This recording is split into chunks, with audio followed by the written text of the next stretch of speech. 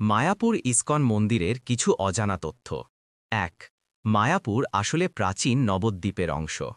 মায়াপুরকে অনেকে আধুনিক শহর মনে করলেও এটি প্রাচীন নবদ্বীপ মণ্ডলের একটি অংশ। প্রাচীন নবদ্বীপে ছিল ৭টি পবিত্র দ্বীপ, যার একটি অন্তর্দ্বীপ আজকের মায়াপুর। ২. প্রায় ৫০০ বছর আগে ভবিষ্যদ্বাণী করা হয়েছিল এক বিশাল মন্দির নির্মাণের। গৌড়ীয় বৈষ্ণব শাস্ত্রে বলা হয়, চৈতন্য মহাপ্রভু বলেছিলেন, একদিন নবদ্বীপে একটি বিশাল মন্দির হবে, যেখান থেকে পৃথিবীর সর্বত্র ভক্তি ছড়াবে। আজকের আইএসকে ওনে টিওভিপি সেই ভবিষ্যদ্বাণীর পূর্ণরূপ বলে বিশ্বাস করা হয়। ৩. প্রাচীন বৈদিক কসমোলজির কেন্দ্রবিন্দু মায়াপুর টিওভিপি। যে 3D বৈদিক কসমোলজি মডেলটি মন্দিরে তৈরি হচ্ছে, তার ভিত্তি নেওয়া হয়েছে বেদ, পুরাণ, ভাগবত পুরাণ, সূর্য সদ্ধান্ত, যা প্রাচীন ভারতীয় জ্যোতির্বিজ্ঞানের মূল গ্রন্থ। এই মডেল অনুযায়ী ব্রহ্মাণ্ডার গঠন, গ্রহলোক, সময়চক্র, মহাজাগতিক স্তর সবকিছু দেখানো হবে। এটি বিশ্বের প্রথম প্রাচীন ভারতীয় মহাজাগতিক মডেলের বাস্তব রূপ। ৪. মায়াপুর ছিল নব্য নবরাত্র বিদ্যাপীঠ। অনেকে জানেন না, মায়াপুর অঞ্চল প্রাচীনকালে ভারতের অন্যতম প্রধান শিক্ষাকেন্দ্র ছিল। নবদ্বীপের তোল কলেজে ন্যায়শাস্ত্র, যুক্তিবিদ্যা, ব্যাকরণ, সংস্কৃত সাহিত্য শিক্ষার জন্য দূর দূরান্ত থেকে ছাত্ররা আসত। ৫.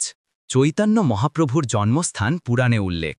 গৌড়ীয় বৈষ্ণব পুরাণে উল্লেখ আছে যে কালীযুগে বিষ্ণুর অবতার একবার নবদ্বীপে জন্ম নেবেন এবং নাম সংকীর্তন প্রচার করবেন। মায়াপুর সেই ভবিষ্যদ্বাণীর স্থান বলে চিহ্নিত। ৬. মায়াপুর নামের প্রাচীন অর্থ। মায়াপুর শব্দটি এসেছে পুরাণীয় শব্দ মায়ানিপুর থেকে, যার অর্থ মায়ার নগরী। এটিকে আদিতে দেবী যোগমায়ার আশীর্বাদ ভূমি বলা হতো। ৭. প্রাচীন নদীপথ গঙ্গা বদলে দিয়েছে স্থানচিহ্ন। অনেকে জানেন না, গঙ্গা নদীর প্রবাহ পরিবর্তনের কারণে প্রাচীন নবদ্বীপ মণ্ডলের অনেক স্থান হারিয়ে গেছে কিংবা সরেছে। আজকের মায়াপুরের অবস্থান ১৬০০ শতকের মানচিত্র থেকে কিছুটা সরে গেছে। ৮. মন্দির স্থাপত্যে প্রাচীন ভারতীয় সোপান গম্বুজ কৌশল ব্যবহার।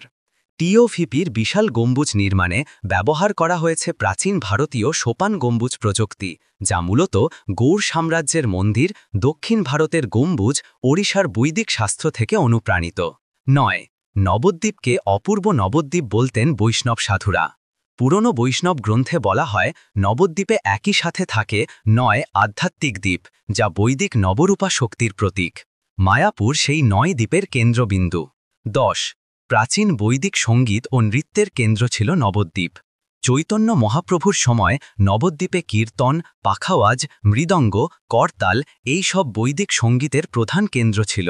আজও ইস্কন সেই ঐতিহ্য টিকিয়ে রেখেছে। নমস্কার বন্ধুরা, ভিডিওটি ভালো লাগলে লাইক, শেয়ার